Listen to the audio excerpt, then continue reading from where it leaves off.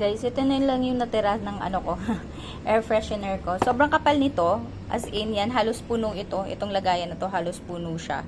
Tapos sobrang kapal niyan. Ito na lang natira, pero sobrang tagal ko itong ginamit. Mga 8 months na ngayon. Buhay pa rin siya. Iniiwan lang siya sa CR, tapos doon lang siya. Buhay pa rin siya. Bali, ang ginawa ko, konting open muna kasi may plastic siya eh. Pero may bago na ngayon, naka-foil na ngayon. Pero dati, plastic siya. Tapos, ino-open ko lang ng konti. Tapos, maamoy na yon. So, ngayon, hanggang ngayon, meron pa rin konti. So, ito nga pala yun, guys. Maganda to. Pambabae yung amoy nito. Roses.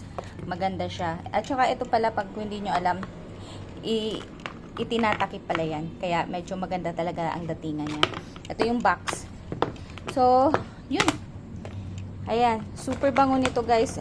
Affordable pa, super bango, super laki. Maganda talaga, quality talaga siya, at saka worth it yung pera mo.